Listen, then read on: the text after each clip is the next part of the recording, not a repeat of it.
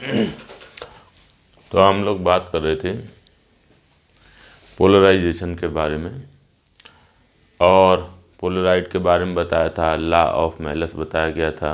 ठीक है, unpolarised light को लेके काम कैसे करेंगे। ठीक है, कुछ ये चीज़ जो है वो बताई थी कि अनपोलराइज्ड लाइट को पोलराइड पर गिराएंगे, लाइट पास होगी। ठीक है, तो पोलराइज हो जाएगी, इंटेंसिटी आधी हो जाएगी। ये सब आपको समझाया गया था। अब हम बात करते हैं एक सिंपल से पोलराइजेशन को लेकर लॉ की, और रूस्टर्स लॉ है वो क्या। देखिए, हमारे पास किसी जगह पर ये एक बाउंड्री है और इधर की तरफ से लाइट इस बाउंड्री पे आके गिर रही है। इधर है एयर, रेफ्रैक्टिव इंडेक्स 1, और इधर कोई मीडियम है जैसे वाटर, ग्लास, जिसका रेफ्रैक्टिव इंडेक्स है म्यू। अब इधर से लाइट आएगी और इस बाउंड्री पे गिरेगी। ये इंसिडेंट अनपोलराइज्ड लाइट है। अच्छा, तो ऐसी सिचुएशन में हम ये बताते हैं कि जो अनपोलराइज्ड लाइट है इसको ऐसे दिखाएंगे। देखो, ये डॉट लगा दिया और ये ऐसे करके यूं एरो भी बना दिया। इसका मतलब इंसिडेंट लाइट में जो इलेक्ट्रिक फील्ड है उसका कोई फिक्स्ड ओरिएंटेशन नहीं है, ओरिएंटेशन लगातार चेंज हो रहा है।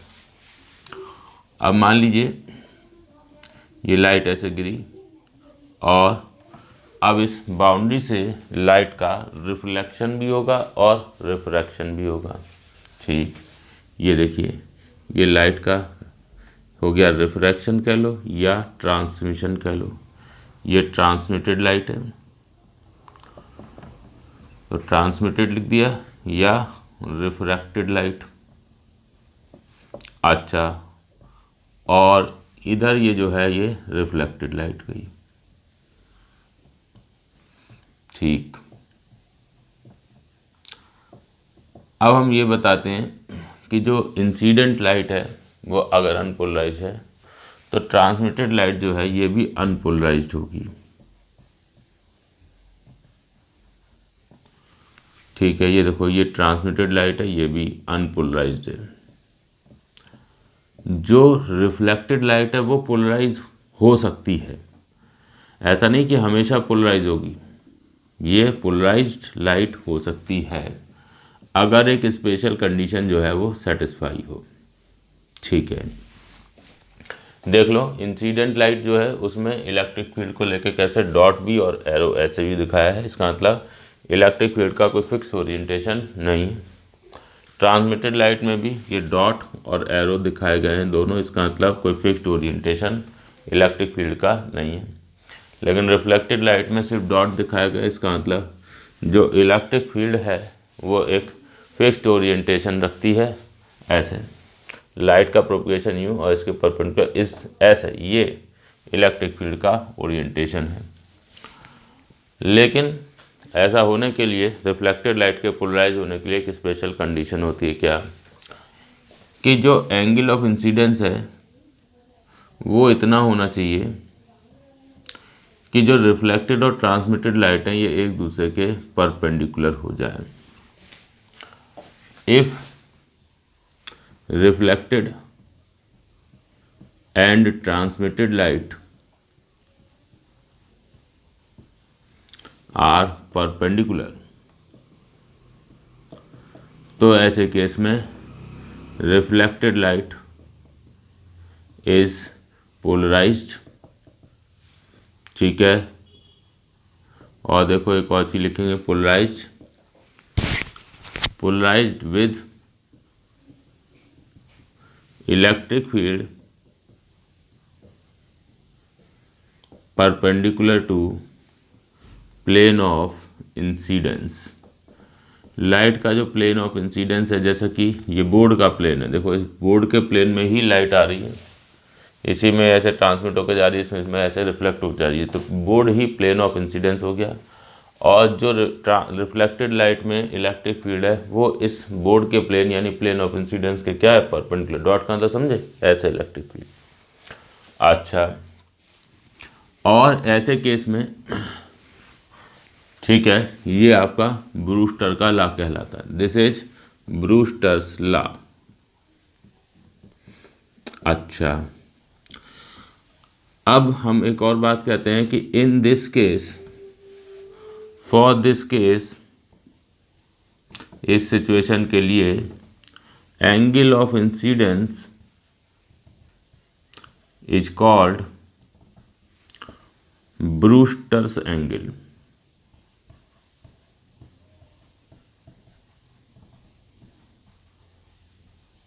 इस केस के लिए जो एंगल ऑफ इंसिडेंस है वो ब्रूस्टर्स एंगल कहलाता है और उसको हम आई बी से रिप्रेजेंट करते हैं। ये देखो, ये जो सिचुएशन आपको दिखाई गई है इसमें लाइट, इंसिडेंट लाइट नॉर्मल के साथ जो एंगल बना रही है वो एंगल है आई बी, ठीक।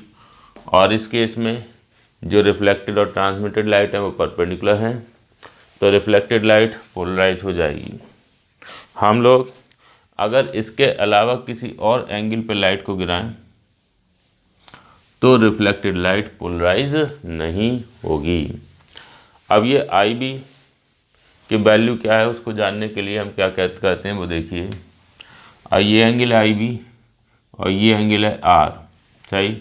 तो देखो यहाँ आई बी है, रिफ्लेक्शन हो गया तो ये एंगल भी आई बी होगा।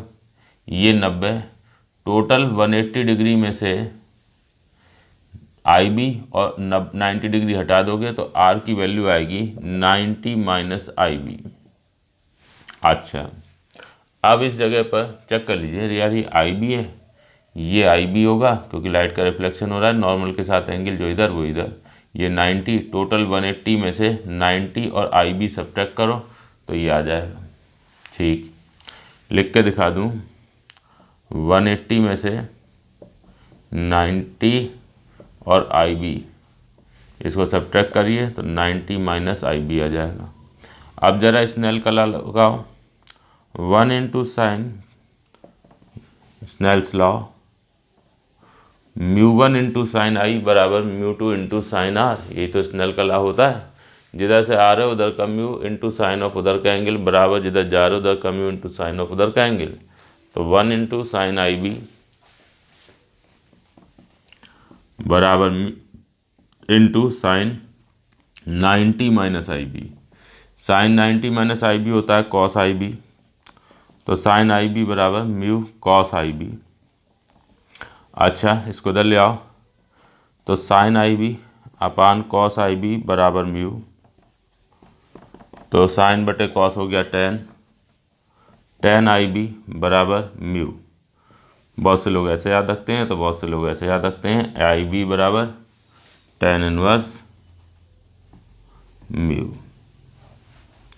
लो भाई, ये ब्रूस्टर्स एंगल हो गया। ब्रूस्टर एंगल मतलब वो एंगल ऑफ इंसिडेंस जिस पे लाइट को जब गिराएंगे तो रिफ्लेक्टेड लाइट और ट्रांसमिटेड लाइट एक दूसरे के परपेंडिकुलर हो जाएंगी और इस खास केस में रिफ्लेक्टेड लाइट पोलराइज हो जाएगी। और रिफ्लेक्टेड लाइट जो पोलराइज होगी तो उसमें जो इलेक्ट्रिक फील्ड है वो प्लेन ऑफ इंसिडेंस के परपेंडिकुलर होगी। क्लास रोक के नोट कर लीजिए, ये रिजल्ट बस सीधे सीधे याद रखना होता है, काम कैसे किया है वो तो समझना है, हालांकि कुछ खास नहीं है, ईजिली समझ के याद रखा जा सकता है। क्लास रोक के नोट करें, फिर आगे देखते हैं।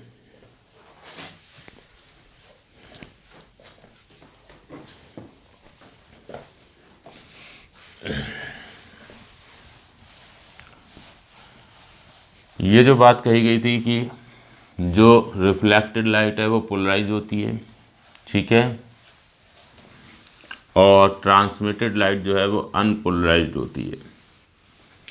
तो है क्या कि जो ट्रांसमिटेड लाइट है उसके बारे में कई बार ऐसे भी कहा जाता है कि ट्रांसमिटेड लाइट पार्शियली पोलराइज्ड है। हमें उससे कोई मतलब नहीं है, हम या तो पोलराइज या अनपोलराइज की बात करेंगे, ठीक है। कहीं पे लिखा है पार्शियली पोलराइज्ड तो हमारे लिए अभी के लिए वो अनपोलराइज्ड ही है। अच्छा, पोलराइड को लेके सवाल देखते हैं। हमारे पास ये अनपोलराइज्ड लाइट कहीं पर आ रही है, ठीक है, और इस लाइट की जो इंटेंसिटी है वो है I0। अब यहाँ रास्ते में हमने 3 पोलराइड रख दिए, ये पोलराइड A, तो ये पोलराइड B और ये Polaroid C। A B C।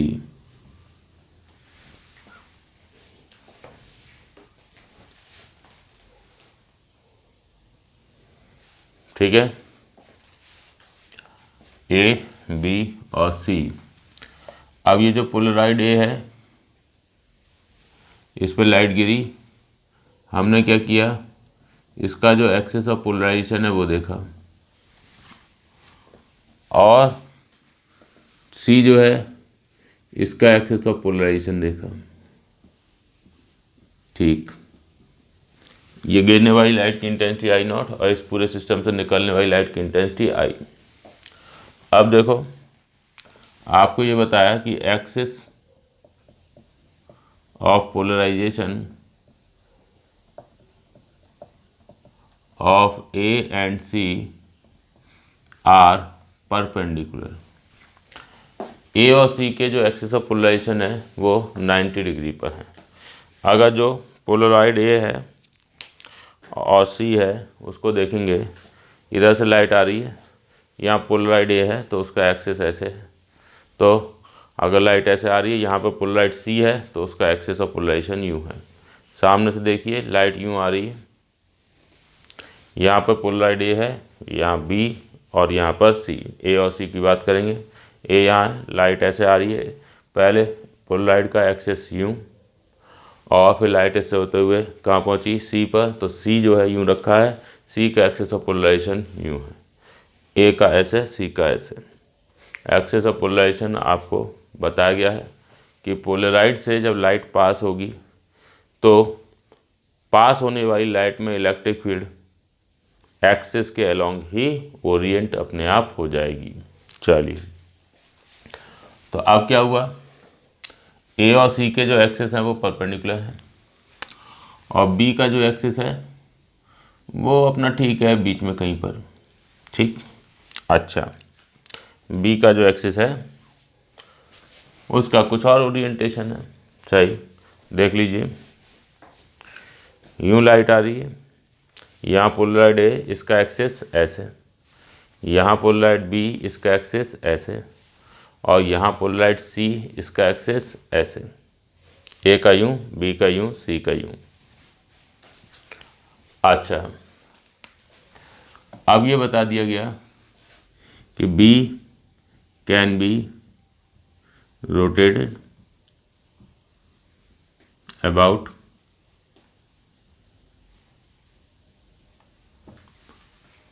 Common axis. जो इन तीनों का कॉमन एक्सिस है उसके अबाउट B को रोटेट किया जा सकता है। जैसे समझिए, ये A है, ये B और ये C। लाइट ऐसे आ रही है तो समझो लाइट के ऐसे आने के अलोंग ही ये कॉमन एक्सिस हो गया तीनों लोगों का।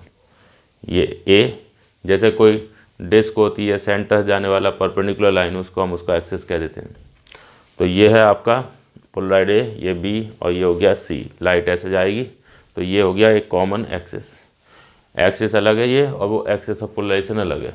A का एक्सिस ऑफ पोलराइजेशन ये रहा, B का ऐसे है और C का ऐसे है। अब एक बात देखो, B को अगर तुम, B का एक्सिस ऑफ पोलराइजेशन ये है, अगर तुम B को यूं करके रोटेट कर सकते हो तो B जब रोटेट करेगा तो B का जो एक्सिस है वो भी रोटेट करेगा। ये कॉमन एक्सिस कौन सा है, ये है, ये रहा, ये कॉमन एक्सिस।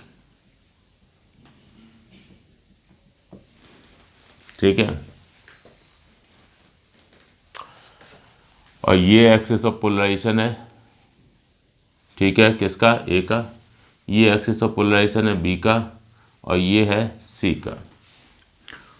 अच्छा, तो अगर तुम B को ऐसे रोटेट कर सकते हो तो क्या होगा, देखिए, ए का axis of polarisation you fix है, सी का axis of polarisation you fix है, और बी जो है इसका एक्सिस ऐसा। अगर बी को रोटेट कराओगे तो बी का जो एक्सिस ऑफ पोलराइजेशन है वो भी रोटेट करेगा। सही है।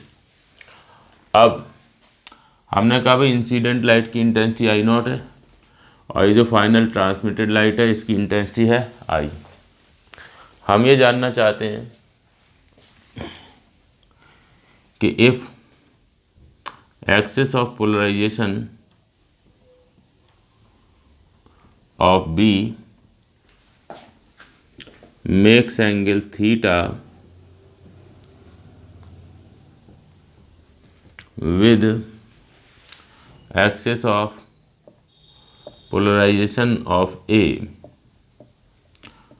ठीक, तो ऐसे केस में जो ट्रांसमिटेड लाइट है उसकी इंटेंसिटी क्या होगी।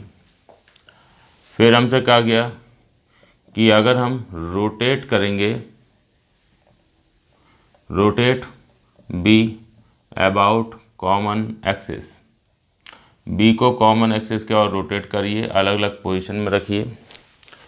बी ऐसे है, यूं रोटेट करा जाएगा, तो कभी बी ऐसे है कभी ऐसे। ये बी, ये हो गया एक्स कॉमन एक्सिस, और ये बी का एक्सिस ऑफ पोलराइजेशन। अब बी ऐसे ऐसे करके रोटेट करा रहे हैं, तो अगर बी को ऐसे रोटेट करा के अलग अलग पोजीशन में रखोगे और ये इंटेंसिटी को ऑब्जर्व करोगे, तो आई की मैक्सिमम वैल्यू क्या मिलेगी ये बताना। ठीक है, तो मैं क्या करूँगा कि पहले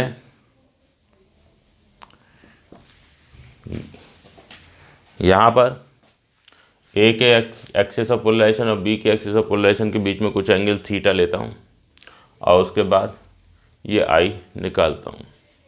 तो एक बार क्लास रोक लीजिए और ये जो सवाल है इसको नोट करिए और सॉल्व करने की कोशिश करिए।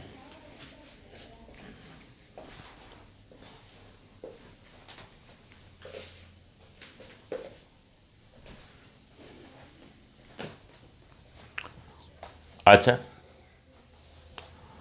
चलो भाई, तो हमने यहाँ पे ध्यान दिया। ऐसा है कि हमारे पास ये जो ए है इस पर लाइट गिर रही है, इंटेंसिटी आई नॉट, और इसका एक्सिस ऑफ पोलराइजेशन ऐसे। तो इससे जब लाइट पास होगी तो जो इंटेंसिटी है वो जाएगी आई नॉट बाई 2। क्यों? क्योंकि जो लाइट गिर रही है वो अनपोलराइज्ड है, और जो लाइट पास होगी वो पोलराइज हो जाएगी। हाँ बिल्कुल, ये बात आप लोग जानते हैं। और इलेक्ट्रिक फील्ड इसमें जो होगी वो जो इसका ए का एक्सिस ऑफ पोलराइजेशन है उसके अलॉन्ग हो जाएगी। अब आ जाओ बी पे। बी का जो एक्सिस है वो ए के एक्सिस के साथ थीटा एंगल बना रहा है, मान लीजिए। क्या मतलब, फिर से बात समझिए। लाइट ऐसे आ रही थी, पहला पोलराइड ये रहा, इसका एक्सिस पोलराइजेशन वाला ये, दूसरा पोलराइड भी यहाँ है, उसका एक्सिस ऑफ पोलराइजेशन ए के एक्सिस ऑफ पोलराइजेशन के साथ क्या थीटा एंगल बना रहा है। ओके, ये ए का एक्सिस ऑफ पोलराइजेशन और ये बी का, इनके बीच का एंगल कितना है, ये वाला थीटा। तो जब लाइट यहाँ गिरेगी और लाइट इससे पास होगी तो इंसिडेंट लाइट में जो इलेक्ट्रिक फील्ड है वो तो पुराने वाले एक्सिस के लॉन्ग है, इस वाले ए के एक्स पोलराइजेशन वाले एक्सिस के लॉन्ग। और अब आगे वाला जो पोलराइड है बी, उसका जो एक्सिस ऑफ पोलराइजेशन है उसके साथ ये पुराना एक्सिस पिछला एक्सिस थीटा एंगल बनाता है, तो ये इलेक्ट्रिक फील्ड भी इसके साथ थीटा एंगल पर होगी। तो ऐसे में जो लाइट ट्रांसमिट होगी उसकी जो इंटेंसिटी है वो हो जाएगी I naught by 2 cos square theta. ये कहाँ से आया, लॉ ऑफ मेलस से। और इसमें जो इलेक्ट्रिक फील्ड है वो बी का जो एक्सिस ऑफ पोलराइजेशन है उसके अलॉन्ग हो जाएगी। फिर हमने कहा यही लाइट अब आगे बढ़ते बढ़ते पोलराइड सी पे गिरेगी। पोलराइड सी का जो एक्सिस है, ठीक है, वो ए के परपेंडिकुलर है। तो अगर ए के परपेंडिकुलर है तो ध्यान दीजिए, ए का एक्सिस ऐसे, सी के एक्सिस ऐसे, बीच में बी के एक्सिस यूँ, तो अगर ए के और बी के एक्सिस जो पोलराइजेशन वाले हैं उनके बीच में एंगल क्या है यहाँ पर थीटा, तो बी और सी के बीच के जो एंगल होंगे वो क्या होंगे 90 माइनस थीटा। भाई दो लाइन अगर परपेंडिकुलर हैं और ये लाइन इसके साथ 90 थीटा एंगल बनाती है, ठीक है, ये ए का एक्सिस ऑफ पोलराइजेशन है, ये बी का, ये सी का, तो ये अगर थीटा है तो ये एंगल क्या होगा 90 माइनस थीटा। मैंने कहा ऐसा है कि यहाँ पर इस इलेक्ट्रिक फील्ड और इस एक्सिस के बीच का एंगल हो जाएगा 90 माइनस थीटा। तो ऐसे में जो लाइट यहाँ से पास होगी, अगर आप उसकी इंटेंसिटी आई लिखते हैं तो आई की वैल्यू होगी I0/2 कॉस स्क्वायर थीटा, ये तो इंसिडेंट लाइट की इंटेंसिटी हो गई, into cos square 90 minus theta, ये है इंटेंसिटी आई। तो आई की वैल्यू आ जाएगी half I0 cos square theta into sine square theta. ये हमारा पहले पार्ट का आंसर है, half I0 cos square theta into sine square theta. ये पहले पार्ट का answer. If axis of polarisation of B makes angle theta with axis of polarisation of A, तो transmitted light की इंटेंसिटी क्या होगी, यहाँ I0 ये अनपोलराइज, ये पोलराइज हो गई, और फिर ये भी पोलराइज है, ये भी पोलराइज है, यहाँ एंगल थीटा, तो यहाँ I0/2, तो यहाँ पर ये रही, फिर यहाँ एंगल जो होगा वो 90 माइनस थीटा बनेगा बी और सी के बीच में। तो ऐसे केस में ये मैं अलग से बना देता हूँ, ये देखिए, ये ए, ये सी और ये बी, ये एंगल थीटा है, तो ये एंगल 90 माइनस थीटा है। ओके, तो अब क्या हुआ, अब हम एक पार्ट तो कर लिए, अब हमसे कहा गया कि रोटेट करो बी को, इस एक्सिस के अबाउट बी को रोटेट करिए। देखिए, अगर तुम बी को रोटेट करोगे तो ये जो बी का एक्सिस है वो घूमेगा, ये देखें, ए का एक्सिस लाइट ऐसे आ रही है, ए का एक्सिस ऐसे, बी का ऐसे, ए का एक्सिस ऑफ पोलराइजेशन यूँ, बी का एक्सिस ऑफ पोलराइजेशन यूँ, सी का यूँ। अब ए और सी के तो फिक्स हैं, बी को जब रोटेट करोगे तो बी का जो एक्सिस ऑफ पोलराइजेशन है वो घूमेगा, तो ये जो थीटा एंगल है ये बदलेगा। ठीक है, तो हमारे सामने कुल मिला के ये क्वेश्चन है कि वेरी थीटा आई की मैक्सिमम वैल्यू क्या होगी। ये जो दूसरा सवा पार्ट है रोटेट बी वाला अबाउट कॉमन एक्सिस, तो बी को रोटेट करके आप ये थीटा को बदलेंगे, तो थीटा को चेंज करके आई की मैक्सिमम वैल्यू क्या होगी ये बतानी है।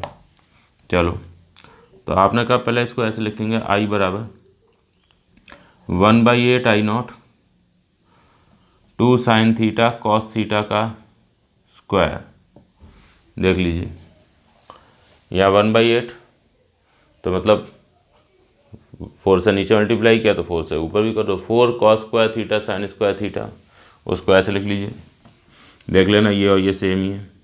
इसको लिखोगे 1/8 I0 साइन 2 थीटा का स्क्वायर। अब हम अगर थीटा को वेरी करा के आई को मैक्सिमम बनाना चाहते हैं तो साइन 2 थीटा की मैक्सिमम वैल्यू क्या होगी। भाई आई मैक्सिमम कब होगा, जब साइन 2 थीटा मैक्सिमम हो। साइन 2 थीटा, साइन या कॉस मैक्सिमम वैल्यू क्या होती है 1, तो साइन 2 थीटा की मैक्सिमम वैल्यू 1 होगी जब, तब आई का क्या हो जाएगा मैक्सिमम। तो हमने कहा आई की मैक्सिमम वैल्यू क्या मिल सकती है 1/8 I0।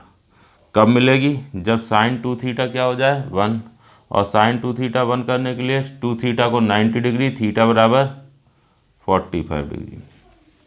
तो जब थीटा होगा 45 डिग्री उस समय जो ट्रांसमिटेड लाइट है उसकी इंटेंसिटी मैक्सिमम पाई जाएगी। क्लास रोक के नोट कर लीजिए, फिर आगे देखते हैं।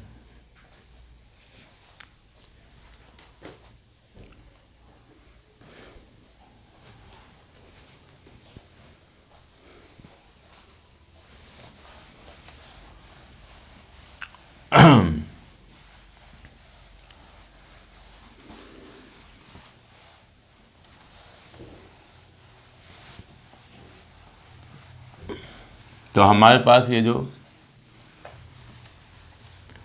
पोलराइजेशन वाली चीज़ है, इसमें एक तो ये बात अपनी है कि भाई जो लॉ ऑफ मेलस है उसको हमको कैसे यूज़ करना है, आई बराबर I0 कॉस स्क्वायर थीटा, और दूसरी चीज़ है ब्रूस्टर्स एंगल। ये दो बातें हैं। बाकी और पोलराइजेशन को लेकर बहुत सारी चीज़ें हो सकती हैं, बट हमारे काम की यही 2 चीज़ें हैं जो हमको समझनी है और याद रखनी है। अच्छा जी, और भी होता है, आप कहीं पे देखोगे तो पोलराइजेशन बाई स्कैटरिंग और भी कुछ कुछ चीज़ें देखने को मिलती हैं, बट मुझे लगता है कि हम ये 2 चीज़ें अपनी सही से समझ लें तो उतना काफ़ी होना चाहिए। फिर हम लोग आगे बढ़ते हैं और बात करते हैं डिफ्रैक्शन की। अच्छा, तो डिफ्रैक्शन क्या है?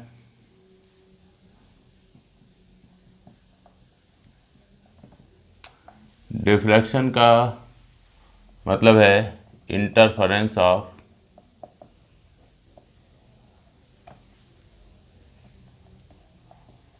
लार्ज नंबर ऑफ वेव्स का मतलब वही लाइट वेव्स का ही तो इंटरफेरेंस डिस्कस कर रहे हो भाई। Interference of large number of light waves, पूरी बात लिख रहा हूं मैं, कमिंग फ्रॉम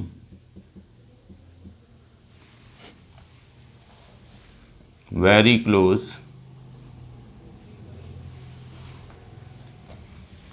पॉइंट सोर्सेस, बहुत ही पास पॉइंट सोर्सेज हों, किसके? लाइट के, ठीक है, पॉइंट सोर्सेज। और जाहिर सी बात है, आप इंटरफेरेंस की बात कर रहे हो तो आपके पास जो सोर्स हैं, ठीक है, उनसे आने वाली लाइट जो है वो कोहेरेंट होनी चाहिए, सही। तो वो मैं नहीं लिख रहा हूँ, बट ये अंडरस्टूड है कि हाँ भाई कहीं इंटरफेरेंस देख रहे हैं, तो अगर आप इंटरफेरेंस के रिजल्ट को ऑब्जर्व करना चाहते हैं तो आपके पास जो लाइट वेव्स हैं वो कोहेरेंट होनी चाहिए। तो मैं लिख नहीं रहा हूँ, बट ये बात पहले डिस्कस हो चुकी है खूब, सही है, तो वो हमको ध्यान रखनी है, पॉइंट सोर्सेज ऑफ लाइट। अच्छा, देखो भाई ऐसा है, ये डिफ्रैक्शन वैसे तो बहुत बड़ा कॉन्सेप्ट है, लेकिन हम लोग जो है इसका एक स्पेशल केस जो है उसी को पढ़ते हैं, और उसी केस के दौरान इसका जो भी कॉन्सेप्ट हम समझना है वो समझेंगे। ये नहीं कर रहे हैं कि पहले जनरल डिफ्रैक्शन के बारे में पढ़ें, फिर उसके बाद किसी केस को लेके कहें कि यार ये देखो इस केस में ऐसा होगा, ये रिजल्ट्स आएंगे। नहीं, हम एक केस लेके ही, एक सिचुएशन को लेके ही बात कर रहे हैं, उसी में ही डिफ्रैक्शन को समझेंगे और उसी के रिजल्ट्स वगैरह निकाल के उनको याद रखेंगे, ठीक है। तो मैंने क्या किया, मैं पहले एक हेडिंग डाल रहा हूँ, डिफ्रैक्शन बाई सिंगल स्लिट, ठीक है। अब ये डिफ्रैक्शन तो और हज़ारों लाखों केसेस में डिस्कस किया जा सकता है, बट हमको उन सब में इंटरेस्ट नहीं है, हम मेनली इस चीज़ में इंटरेस्टेड होते हैं जो अभी मैं लिख रहा हूँ। तो ऐसे बता रहे हैं कि डिफ्रैक्शन अपने आप में बहुत कॉम्प्लिकेटेड और बहुत ज़्यादा डाइवर्स जो है वो टॉपिक है, अपने को बहुत डिटेल करने की इसकी ज़रूरत नहीं है, मेन काम की जो चीज़ है उसकी बात कर रहे हैं, ठीक है। ज़्यादा अपने आप को इधर उधर देखने की ज़रूरत नहीं, मेन चीज़ पे फोकस करें, उसी के रिज़ल्ट याद रखें। अच्छा, हमारे पास ये लाइट आ रही है कहीं पर, मोनोक्रोमेटिक लाइट, ठीक है, मोनोक्रोमेटिक लाइट। मोनोक्रोमेटिक लाइट का मतलब आप लोग जानते हैं, ऐसी लाइट जो सिंगल, कोई एक ही वेवलेंथ जिसमें होती है, एक ही कलर होगा, एक ही वेवलेंथ होगी, मिक्सचर नहीं होगा। वाइट लाइट नहीं, वाइट लाइट में अलग अलग कलर्स का मिक्सचर होता है, इसमें अलग अलग कलर्स का मिक्सचर नहीं। अब क्या हुआ कि ये लाइट आई और आपने यहाँ पर एक सिंगल स्लिट रखी। स्लिट का मतलब ये एक बोर्ड है और बोर्ड में एक स्लिट काट दी है एस, ठीक है। तो ये बोर्ड और एस जो है वो हो गई स्लिट। स्लिट का मतलब आप लोग समझते हैं कि जैसे आपने कोई बोर्ड लिया और उसमें ब्लेड से कट लगा दिए, तो सो दैट इधर से लाइट गिरे तो उस कट से होके आगे जा सके, तो वो कट जो है वो हो गया स्लिट्स, छोटी सी पतली सी ओपनिंग जिसमें से लाइट पास होकर दूसरी तरफ जा सके। अच्छा, स्लिट की जो विड्थ है वो हमने दिखा दी स्मॉल ए, ठीक है, विड्थ ऑफ स्लिट एस। अब हम ये चले और सामने जो है हमने एक स्क्रीन लगाया, ठीक। अब स्क्रीन जो है उस पर पहुंचने वाली लाइट के बारे में जब बात करेंगे तो होगा क्या कि जब लाइट जो है यहाँ पे आएगी और स्लिट की लोकेशन पर पहुंचेगी, तो स्लिट जो है उसकी पोजीशन पर लाइट पहुंचेगी, तो हम ये कहेंगे कि जैसे लाइट ट्रेवल कर रही है तो लाइट के साथ उसके वेव फ्रंट भी ट्रेवल कर रहे हैं। ये वेव फ्रंट है, ये वेव फ्रंट है, ट्रेवल कर रहे हैं। तो ये वेव फ्रंट लगातार एस पे पहुंचेंगे। जब भी कोई वेव फ्रंट एस पे पहुंचेगा तो क्या होगा, तो एस की लोकेशन पर हम ये मानेंगे कि बहुत सारे छोटे छोटे बहुत पास पास पॉइंट सोर्सेज ऑफ लाइट हैं। आगे जो लाइट जाएगी वो उन पॉइंट सोर्सेज से जाएगी। हाँ सही है। तो मैंने क्या किया, मैंने कहा भाई ऐसा है, ये सोर्स की लोकेशन पर बहुत सारे पॉइंट सोर्सेज जो है वो एज्यूम कर लिए गए। ठीक है, तो ये हो गए वेव फ्रंट, और जब कोई वेव फ्रंट यहाँ पहुँचेगा तो सोर्स एस की लोकेशन पर खूब सारे पॉइंट सोर्स एज्यूम कर लिए जाएंगे। तो ये बात मैं लिखता हूँ क्योंकि अभी तो मैंने बोल दिया, बट दोबारा आप देखोगे तो कहोगे यार ये डॉट डॉट डॉट डॉट क्या है, तो मैं इस बात को लिख देता हूँ। ठीक है, when A wave front reaches slit S, ठीक है, तो we consider large number of point sources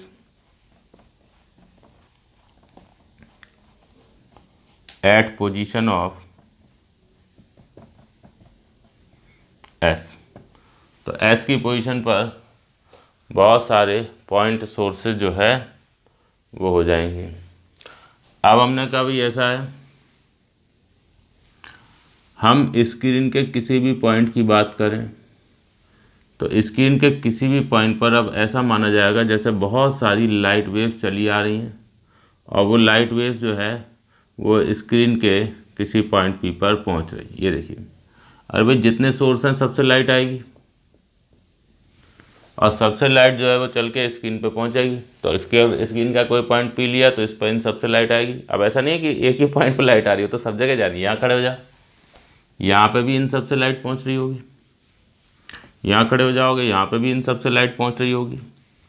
यहाँ खड़े हो जाओ, यहाँ पर भी इन सबसे लाइट आ रही होगी। सही है, तो मैं दिखाता हूँ आपको कि जैसे ये है ऐसे ही ये देखिए, ये देखिए,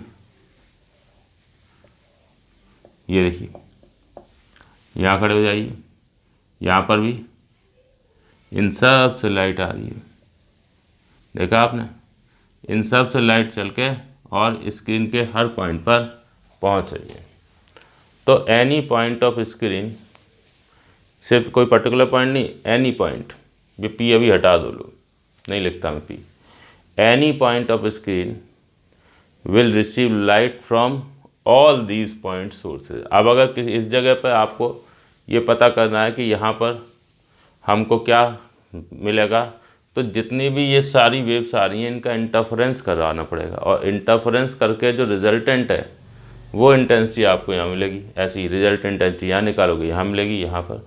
अब वो डिपेंड करेगा पार्ट डिफरेंस वगैरह का क्या मामला है, उसके हिसाब से अलग अलग जगह पे अलग अलग रिजल्टेंट इंटेंसिटी मिलेगी। ठीक है, तो we consider large number of point sources at position of S, और any point of screen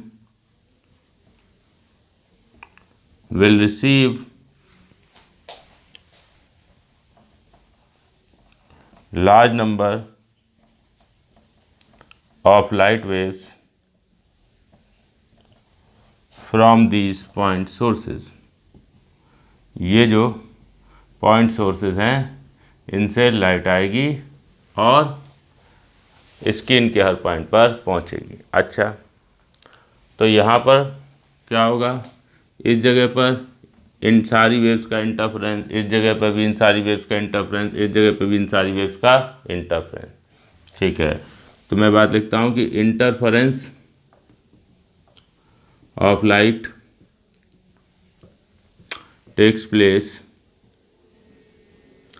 eight screen, ठीक है, interference of light takes place at screen, ठीक है, और रिजल्टेंट इंटेंसिटी जो भी जहाँ होगी उसके हिसाब से हमको रोशनी या अंधेरा दिखाई देगा। कोई ऐसी जगह हो सकती है जहाँ पर खूब तेज़ रोशनी मिले, और कोई ऐसी जगह भी हो सकती है जहाँ पर अंधेरा मिले। अच्छा, तो मैंने कहा पहले ये बताया जाएगा यहाँ पर कि हमको स्क्रीन पर क्या चीज़ ऑब्ज़र्व होगी, फिर उसके बाद हम लोग कुछ समझने की कोशिश करेंगे कि भाई कहाँ पर ज़्यादा रोशनी मिलेगी, कहाँ कम मिलेगी, क्यों होगा ऐसा, वो सारी बात समझी जाएगी। तो पहले आप इतनी चीज़ नोट करिए क्लास को रोक के, फिर आगे देखते हैं।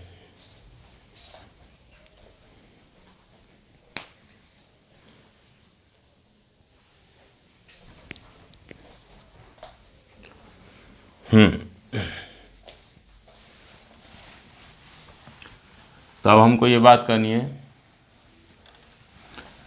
कि भाई ये जो इंटरफेरेंस होगा स्क्रीन पर, ठीक है, तो उसमें हमको क्या चीज़ देखने को मिलेगी, फिर उस वैसा क्यों मिल रहा है वो डिस्कस किया जाएगा।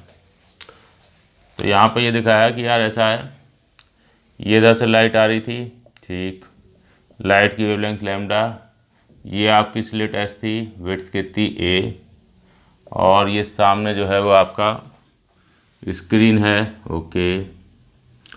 अब स्क्रीन जो है उसकी लोकेशन पर हमने कहा कि यार हम इंटेंसिटी का वेरिएशन एक दिखाएंगे। ये देखिए, ये इंटेंसिटी का वेरिएशन एक प्लाट करेंगे जिसमें समझ में आएगा कि स्क्रीन के सेंटर से ऊपर या नीचे जाएंगे तो इंटेंसिटी कैसे वेरी करेगी। ये देखिए, स्क्रीन के सेंटर पर खूब तेज़ रोशनी दिखाई देगी, यहाँ पे इंटेंसिटी खूब ज़्यादा होगी, जैसे जैसे आप ऊपर जाएंगे वैसे वैसे इंटेंसिटी कम होती जाएगी।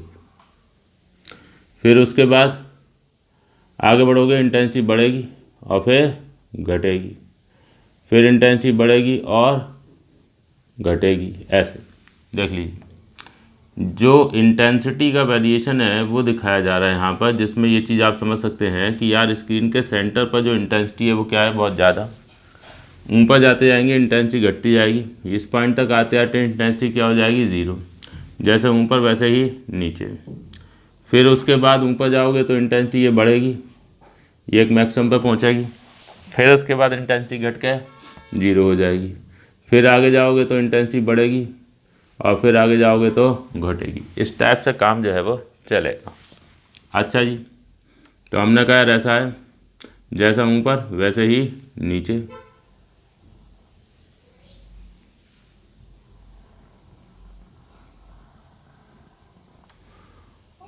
और ये जो इंटेंसिटी का वेरिएशन दिखाया गया है, ठीक है, सिमेट्री है, जैसे ऊपर की तरफ वैसे नीचे की तरफ। लेकिन एक चीज़ यहाँ पे देखेंगे कि जो इंटेंसिटी है उसमें क्या है एक विशेष बात, कि स्क्रीन के सेंटर पे हमको बहुत तेज़ रोशनी मिलेगी, ऊपर जाएंगे तो यहाँ पे रोशनी ख़त्म, अंधेरा, उसके बाद फिर रोशनी बढ़ेगी, इंटेंसिटी बढ़ेगी, लेकिन यहाँ जब मैक्सिमम इंटेंसिटी पे पहुँचोगे तो वो इससे क्या होगी, कम। मतलब यहाँ पर तो खूब तेज़ रोशनी मिलेगी इस जगह पर, यहाँ पर तो बहुत ज़्यादा ब्राइटनेस मिलेगी, यहाँ ब्राइटनेस मिलेगी लेकिन इसके कंपेरिजन में कम मिलेगी। फिर आगे यहाँ पे ब्राइटनेस मिलेगी लेकिन इसके कंपेरिजन में और कम मिलेगी। हम क्या कहते हैं, हम कहते हैं ये ब्राइटनेस है यानी मैक्सिमा है, ये डार्कनेस है यानी मिनिमा है। फिर ब्राइट डार्क, जैसे ऊपर वैसे ही नीचे। अच्छा, तो बी मतलब मैक्सिमा और डी मतलब मिनिमा। तो बी ब्राइटनेस, इसको कहते हैं सेंट्रल मैक्सिमा। सेंट्रल मैक्सिमा कह लो या जीरो ऑर्डर का मैक्सिमा कह लो, एक ही बात है, वो आप लोग जानते हैं, ठीक है, जीरो ऑर्डर मैक्सिमा। हालांकि इसमें सेंट्रल मैक्सिमा टर्म ज़्यादा यूज़ किया जाता है। जो यंग्स डबल स्लिट एक्सपेरिमेंट होता है उसमें सेंट्रल मैक्सिमा या जीरो ऑर्डर का मैक्सिमा कुछ भी बोलते हैं, बट इसमें जनरली सेंट्रल मैक्सिमा बोला जाएगा। अच्छा, ये जो है ये है फर्स्ट मिनिमा या फर्स्ट डार्क फ्रिंज, ये फर्स्ट मैक्सिमा, ठीक, फिर ये सेकंड मिनिमा, फिर ये सेकंड मैक्सिमा, ऐसे करके मिलता चला जाएगा। तो ये हो गया जो है फर्स्ट मिनिमा, ऊपर की तरफ था जैसे ऐसे ही नीचे है, ये फर्स्ट मैक्सिमा, फिर सेकंड मिनिमा और सेकंड मैक्सिमा, ऐसे मिलता चला जाएगा। हाँ जी, इस तरीके से ये नाम दे दिए। अब इंटेंसिटी देखिए कि जो इंटेंसिटी है एट सक्सेसिव मैक्सिमा रिड्यूस कर रही है। ये सब सेंटर वाले पे सबसे ज़्यादा थी इंटेंसिटी, फर्स्ट मैक्सिमा पे इंटेंसिटी कम है, सेकंड मैक्सिमा पे और कम है, थर्ड मैक्सिमा पे और कम होती चली जाएगी। तो intensity reduces at successive maxima, ठीक है। जो भी मैक्सिमा आते चले जाएंगे उन पर इंटेंसिटी घटती चली जाएगी। अच्छा, और इंटेंसिटी इज मैक्सिमम, वो तो दिख ही रहा है, चलो खैर फिर भी लिख देते हैं, intensity is maximum at central maxima. सही है।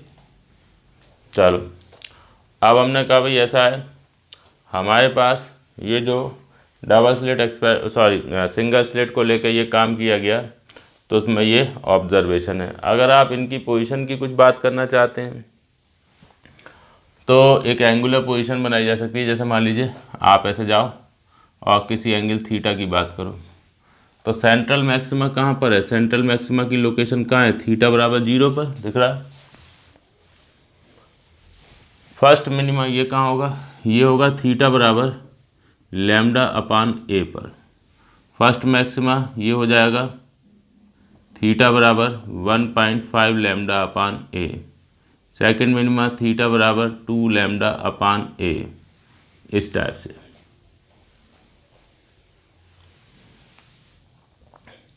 ये हमने क्या किया, ऐसे बात बताई कि भाई ये आपके मिनिमा मैक्सिमा ऐसे मिलेंगे। ये आपका हो जाएगा थीटा बराबर 2.5 लैम्डा अपान ए। ये आपका आ गया थर्ड मिनिमा, तो ये आ जाएगा थीटा बराबर 3 लैम्डा अपान ए पर। जैसे ऊपर वैसे ही नीचे, सही है, जैसे ऊपर वैसे नीचे। ये इस तरीके से थीटा बराबर 0 पर सेंट्रल मैक्सिमा बनेगा और थीटा बराबर plus minus n lambda upon a, n की वैल्यू 1 2 3 4 ऐसे लेते चले जाइए। यहाँ पर आपको मिलेगा मिनिमा मिलेंगे और थीटा बराबर plus minus n plus 0.5 lambda upon a, n की वैल्यू 1 2 3, ये हो जाएंगे मैक्सिमा। देख लीजिए, ये इस तरीके से ये पोजीशंस आपको बताई गई और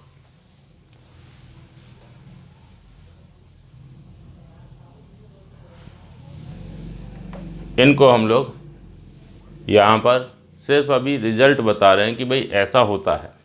इसको जस्टिफाई अभी नहीं किया गया है कि भाई ऐसे, एक तो ये यहाँ पर सेंटर, यहाँ पर रोशनी बहुत तेज़ क्यों है, यहाँ कंप्लीट अंधेरा क्यों हो गया, फिर यहाँ रोशनी क्यों मिली, और यहाँ पर इंटेंसिटी इससे कम क्यों है, आगे इंटेंसिटी और कम क्यों है, ये सब अभी हमने जस्टिफाई नहीं किया।